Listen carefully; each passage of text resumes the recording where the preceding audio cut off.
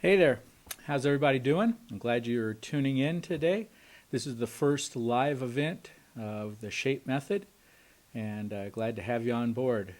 What we're going to do is I will be playing each one of the videos, the introduction, and then chapters 1 through 4, and I'll be stopping between each one so that you can either question or comment on the questions in the question part of the YouTube channel, or you can tweet a question or comment to me at Lynn Baker Jazz on the tweet machine, and I'll be reading from those too, and I'll answer you live after we're done. If I'll try to get back and answer all of them in writing also. So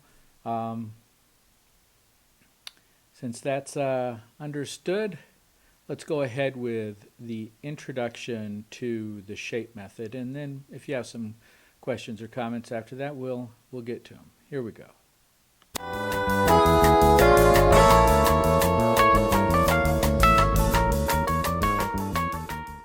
Hi, this is Lynn Baker. I'm the chair of the Jazz Studies and Commercial Music Department at the University of Denver Lamont School of Music.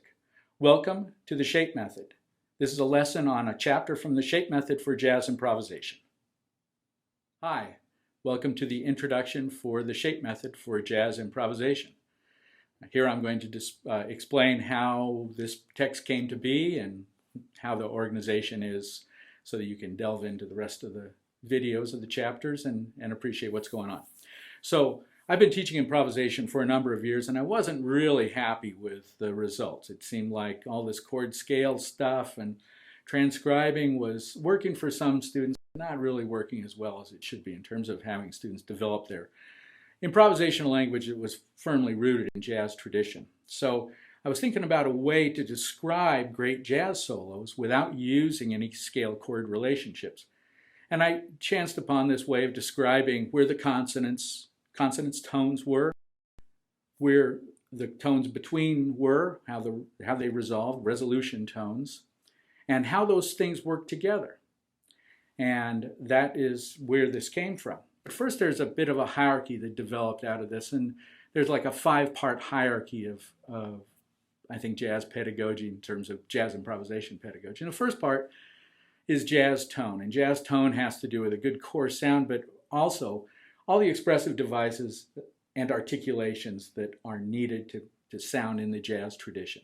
The second part of the hierarchy is jazz time, and that especially has to do with articulation and the way you feel the rolling nature and the syncopated nature of jazz improvisations. The third, fourth, and fifth elements are jazz rhythm, jazz shape, and jazz pitches, and all of those three come together to talk about the shape of improvisation and teaching the shape method for jazz improvisation. Now, as these video series go along, I'm not going to play a lot for you. I'll occasionally play examples, but you don't need to watch me play my saxophone and listen to that. You can go hear that in a lot of places on the web, just about anywhere on the web, /Lynn Baker Jazz, and you can hear me play a lot of my stuff, some other people's stuff, conduct. You can get all the Lynn Baker music playing you want to get. And I invite you to go do that. The other thing I'm not going to do is to tell you what to play on an A minor 7 chord. You know what I mean? You can hear that 1,000 different places. It's all good information, but I'm going to offer you something else. Now, the text in each chapter in each one of these videos is going to be organized. First, we're going to talk about a rhythmic concept. Then we're going to talk about a pitch shape concept. And then I'm going to give you encouragement to go apply those in your own improvisations. So that's what's going on here. I hope you enjoy what you see and all the rest of the chapters. Please keep coming back, and I'll see you at the next one. Thanks for watching. And I hope. Okay, then there we have the introduction. That's how this came to be, and now what I'll be doing is looking back and forth between the Twitter and the YouTube page and reading any questions that you might have.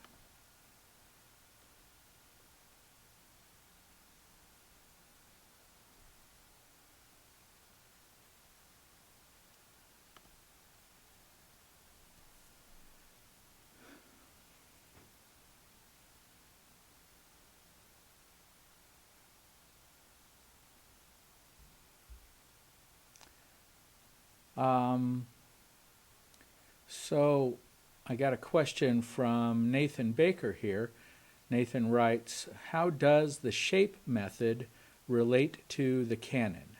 Do you think jazz greats from the past thought in terms of chord scale relationships or something more like the shape method? Nathan, that's a very good question, and I can't tell what the greats of the past thought when they played. I guess there's some of them that are still alive we could talk to. I know there are, and it'll probably be a good thing for any or all of us to investigate is what those that are still amongst us, like Jimmy Heath and folks like that, what they thought. What I don't hear in their playing, however, is complete scales and references to scales. I hear melodies. I hear melodies that are based on shapes drawn from popular music of their day and music that was related to the jazz tradition and basic pieces of language. And so what the shape method does is it tries to describe those things and kind of parse out, tease out the little bits of language that they used and give it to you bit by bit. In terms of the canon, if you're thinking about the canon of jazz pedagogy, it doesn't relate too much to the canon of jazz pedagogy so far, but what it's trying to be is an addition to the canon. I'm not saying that chords and scales don't belong. Of course they do. There's all sorts of great value in learning how to play chords and arpeggios and knowing how the two go together. But what seems to have been missing for a long time is this idea of rhythmic shape and melodic shape structures. So that's the answer to that one. Nathan writes again, how does thinking in the shape method language influence the future of jazz? Well, I can't predict the future. If I would have a lot more money than I do now. But what I think will happen is that if young musicians start thinking in this way about the jazz tradition and applying new rhythmic, sonic, and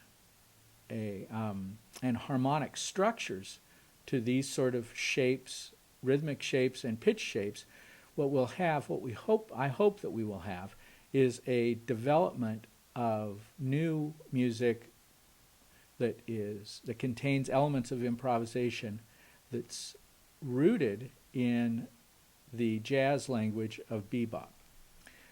So let's see, I'm going to go back and check the tweets and see if there's anybody there.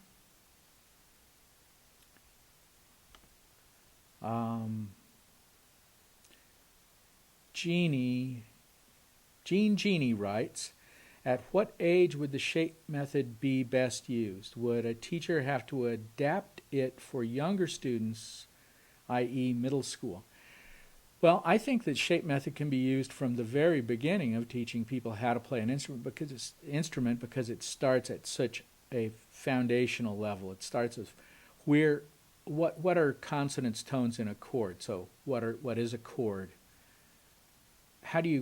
What are the important places to arrive at those consonants, tones? How do you start making lines that have some motion in them and contain consonants, tones? And it expands at a fairly rapid rate, but it doesn't have to. Well, you could use it in very slow motion. You could spend 2 weeks with a class of middle school students, just teaching them about various chord tones on a major and minor chords in various keys. It could be well used in that sort of a way. So, yeah. That's good. Thank you for that tweet, Jeannie.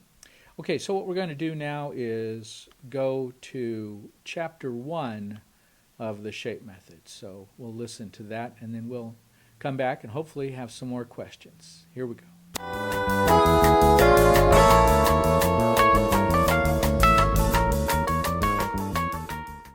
Hi, this is Lynn Baker. I'm the chair of the Jazz Studies and Commercial Music Department at the University of Denver Lamont School of Music. Welcome to the shape method. This is a lesson on a chapter from the shape method for jazz improvisation. Hi, welcome to chapter 1 of the shape method for jazz improvisation. This is going to start with a discussion of the Charleston rhythm, which is, in my opinion, the heart rhythm of jazz. It is derived from an African bell pattern, at least part of an African bell pattern.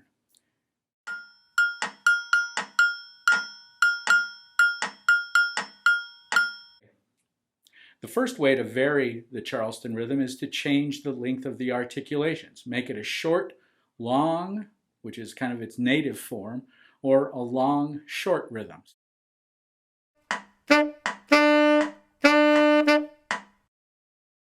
So, as you're working with rhythms in your solos, please try to include those different variations of the Charleston rhythm in your improvisations. The next thing we're going to talk about is consonants, tones, and resolution tones. Consonants tones are described as those parts of a chord at which the chord feels, or the melody feels at rest. And they're the root, the third, the fifth, and the sixth of a major chord, and the root, the minor third, the fourth, the fifth, and sixth of a minor triad. Arpeggios then can be conceived of as of consonant, where all of the notes that you're playing are consonants tones in the chord.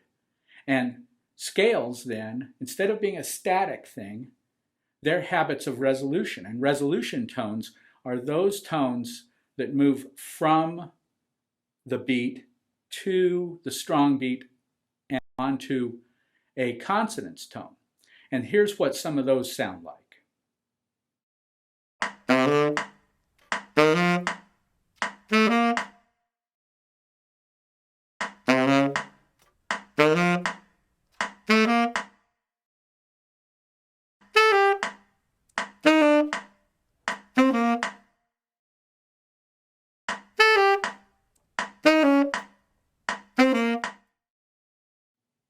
So, in terms of pitches, try to construct some solos that specifically land on consonants tones on strong beats, beats 1 and 3 and 4/4 time, and construct solos that move to those through resolution tones. Diatonic resolution tones, the ones that are in the key, are the first ones to start with.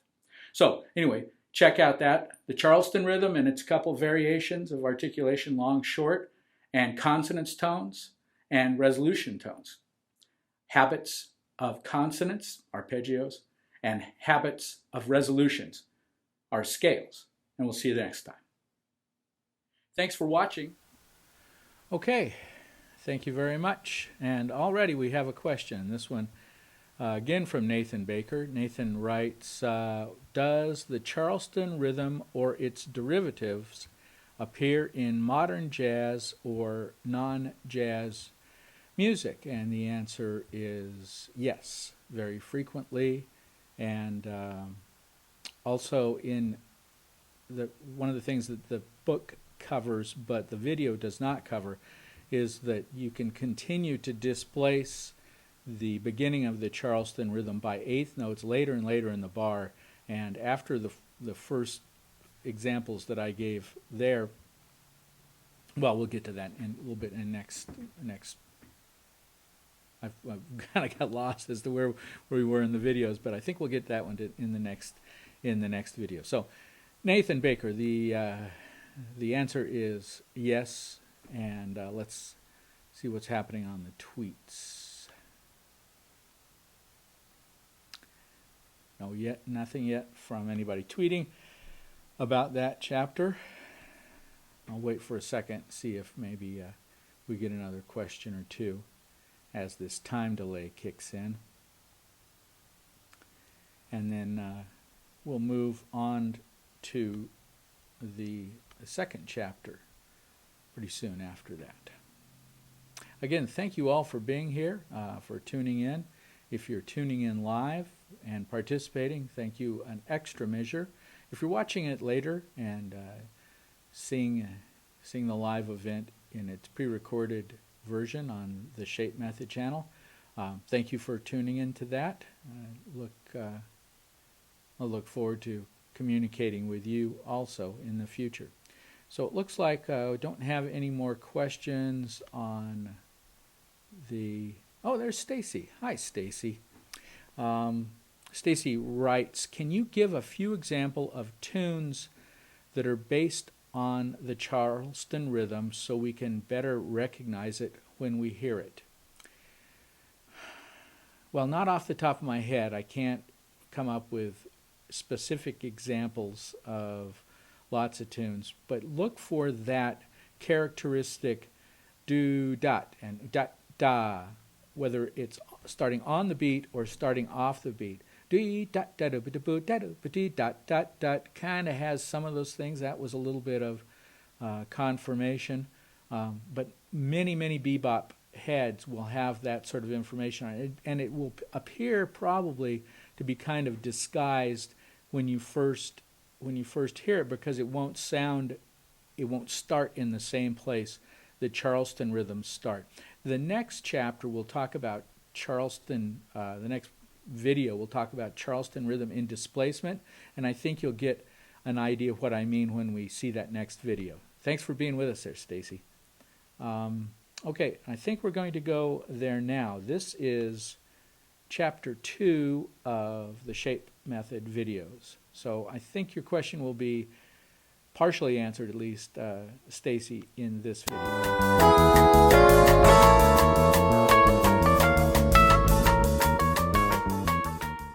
Hi, this is Lynn Baker. I'm the chair of the Jazz Studies and Commercial Music Department at the University of Denver Lamont School of Music. Welcome to the Shape Method. This is a lesson on a chapter from the Shape Method for Jazz Improvisation. Welcome to Chapter 2 of the Shape Method. The first concept we're going to deal with is the rhythmic concept of Charleston in displacement. Many jazz rhythms are derived from taking the Charleston rhythm and moving it to a different part of the measure. So it only occurred on beats 1 and somewhere on the end of 2 in that swingy style. More details of that in the actual chapters in the Shape Method.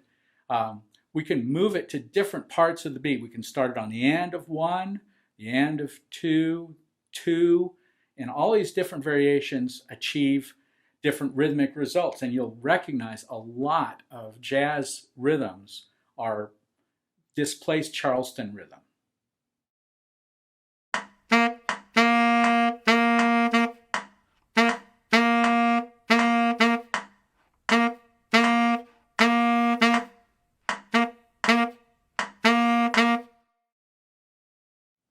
So, you heard that. Now if we combine note length variations with rhythmic displacement of the Charleston, we're getting a pretty wide palette without even moving into any eighth notes yet.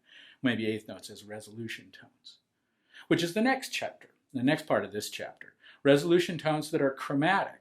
These immediately add some more color to your lines, and they work exactly the same way as diatonic resolution tones. So they are a note off the beat that is a non-consonance tone that resolves either down or up to a consonance tone on a minor or major triad. It's pretty cool. It's a pretty easy way to think about adding chromaticism to your lines without having to worry about a bunch of crazy chord scale relationships that work. They're just, remember, habits of resolution, those scales are. So anyway, check out Charleston rhythmic displacement, Charleston note length variations, and chromatic resolution tones in your improvising, and we'll see you next time. Thanks for watching. Okay, so there we are back, and in the meanwhile, Nathan Baker had asked a question: how effective can borrowing rhythmic ideas from the melody be for connecting the solo with the original song? This is a great idea to ensure that your solo has an organic structure and connection and meaning related to the tune from which it's coming. It's one of the best ways to keep your solos from being just collections of licks over the same chord structure that the solo was on. So, a very insightful question there, Nathan Baker, and a very good piece of information. It can be very effective to borrow rhythms from the original melody, especially if you're doing rhythms from tunes that are composed in the jazz language, and you're not just and you're not blowing on Tin Pan Alley tunes or tunes from musicals that have a little less active rhythmic structure. But even then, sometimes you can borrow those rhythms and relate them to the melody, and it makes your solo sound more organic and connected to what's going on. So I'm going to look at the tweets and see if we had any questions there from anybody. Not yet. After the first. So we'll hang here for a moment, let the time delay kind of pan out before we go into chapter 3, the final chapter that we'll be doing today. So if you have any more questions on chapters 1 or 2 or the introduction, you can go ahead and tweet them or leave them in the comments on the YouTube channel here, and I'll get to them. You don't have to confine your comments just to what's going on with the last chapter.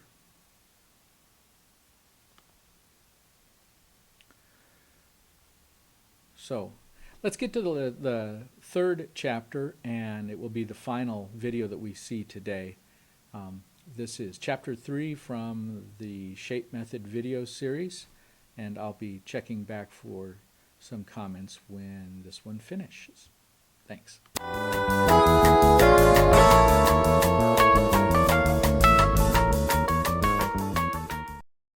This is Lynn Baker. I'm the chair of the Jazz Studies and Commercial Music Department at the University of Denver Lamont School of Music.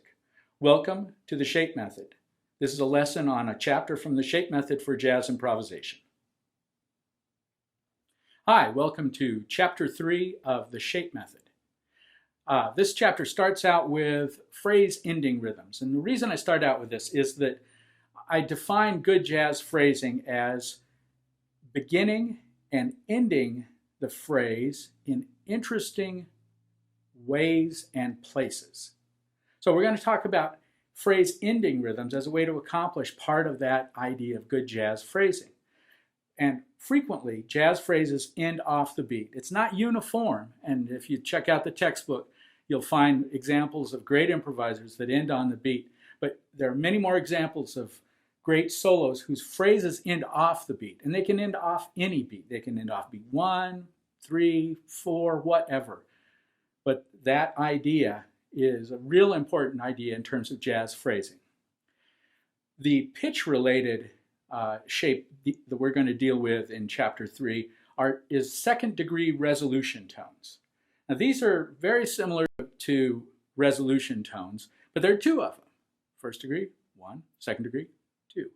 And they're both non-consonance tones moving off the beat and resolving to almost always a consonance tone on the beat. So at this point, there begins to be a lot more chromaticism that can be added to the line. And you can see that in the following examples.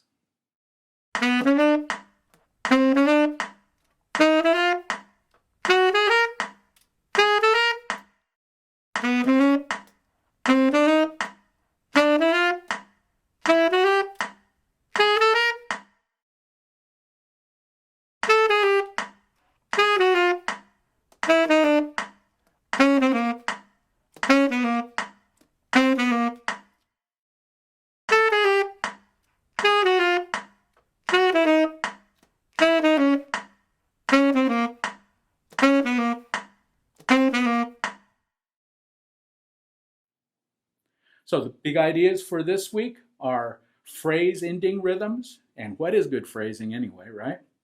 And then second degree resolution tones. So This week, try to incorporate those two ideas into your improvising and see what you think about how your phrases start developing and how the chromaticism, appropriate chromaticism, starts hopefully coming into your phrases. Thanks for watching, and I hope you enjoyed the chapter. To go deeper into the ideas. Okay, so that's that one. And we'll wait for a few moments to see if there's any questions on YouTube or in the tweets. And while I wait for a question to come up, I'd like to let you know that there are chapter 1 through 4 and the introduction are already up at the YouTube channel, The Shape Method, and I invite you to see those. On Monday, chapter 5 will go up, and a new chapter, an additional chapter, the next one in the numeric series, will be going up every Monday through the beginning of January. And then after that, we'll be posting some new and different content, but probably continuing on the weekly basis on the Shape Method. There'll be new material coming up there. So just going to check the tweets now. Let's see if there are any questions over there.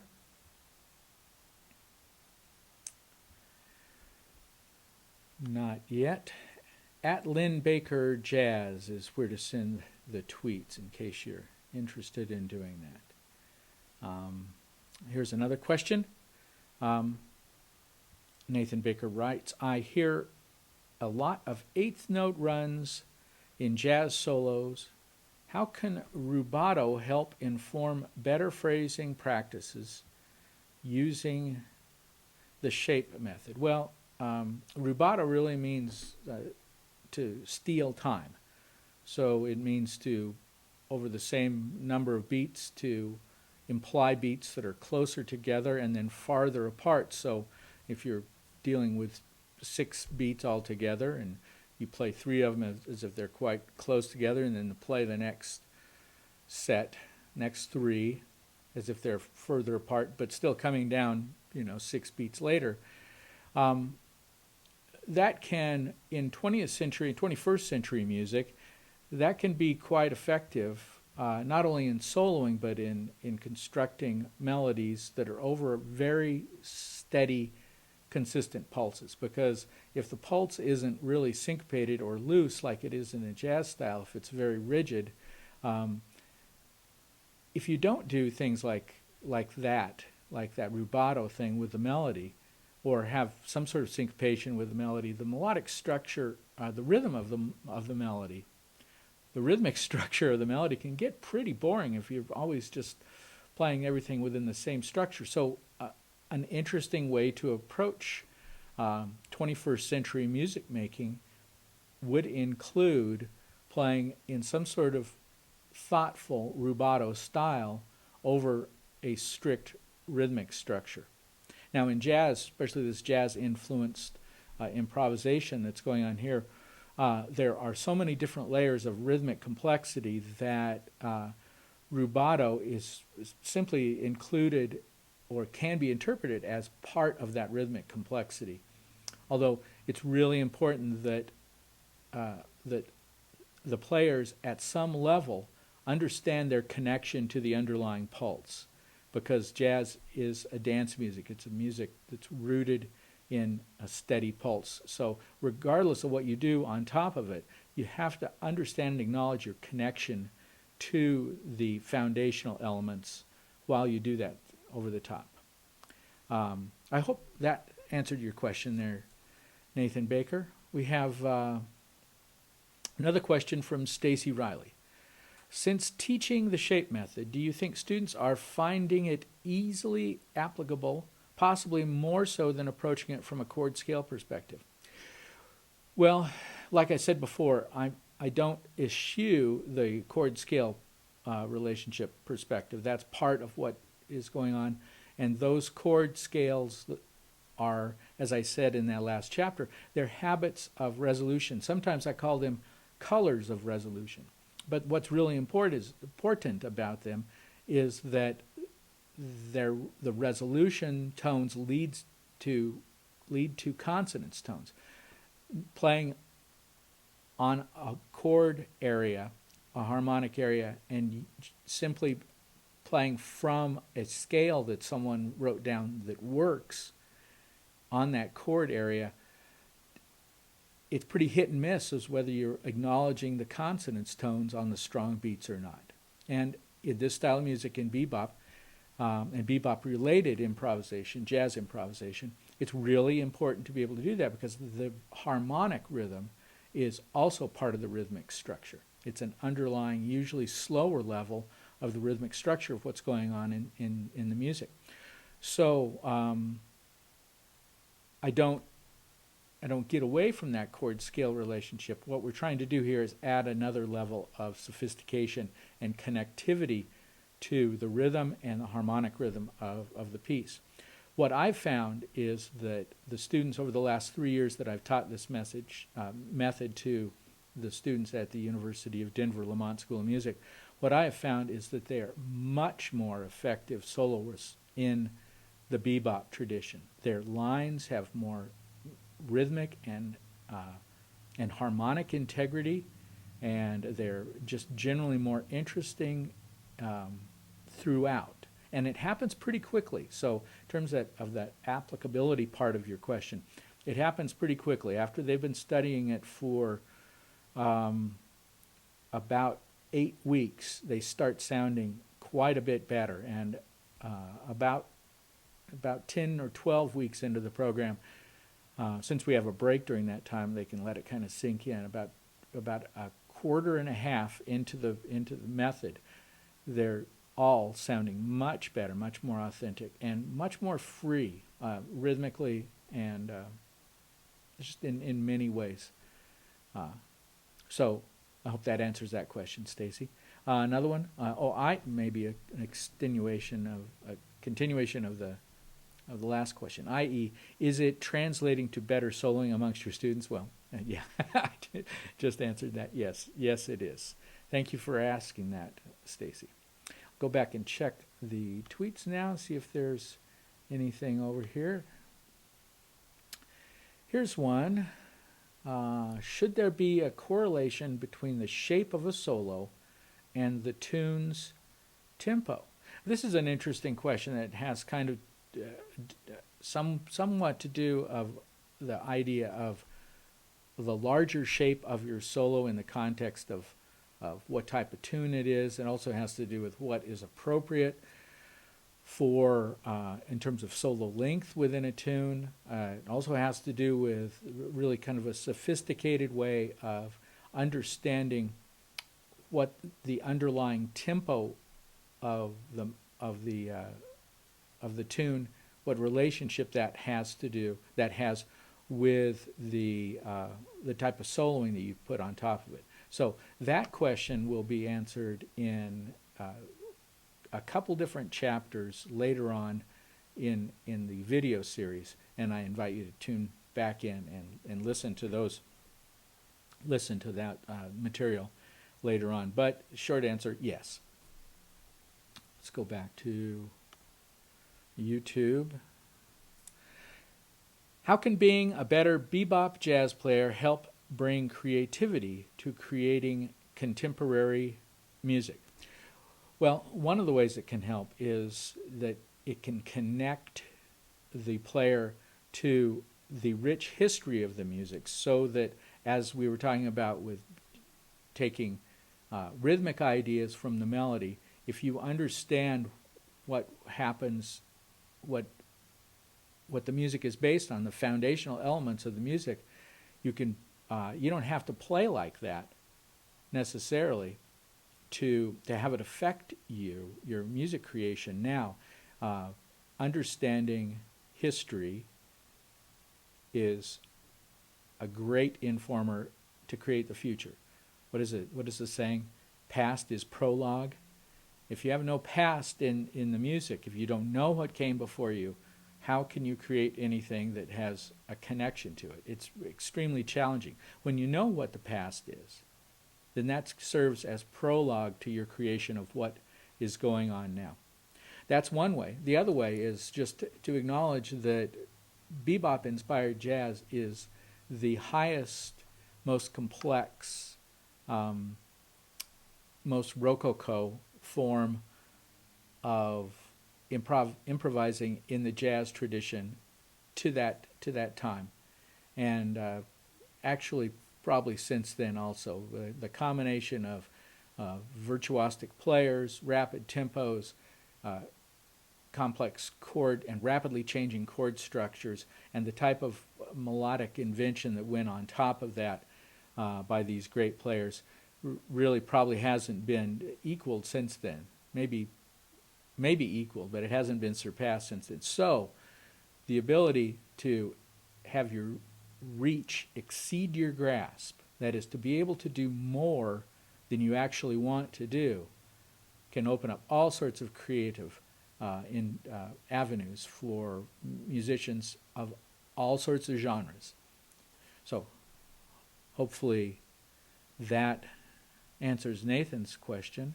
My good and recent colleague Steve Wiest is leaving a question. Steve says, it seems to me that the shape method can be applied to all styles of improvised music from rock, pop, hip-hop to bebop. What do you think? Yes. For the reason I just gave to Nate, is that this is foundational material that can be extended even past those subgenres that you named in your question, Steve, and also the idea of being able to technically, musically, harmonically, rhythmically exceed your grasp, have your reach exceed your grasp, I think is really, really instructive in terms of what goes on with opening up creativity in the future. So Stacy writes again, do you have any special advice on using the shape method for vocalists?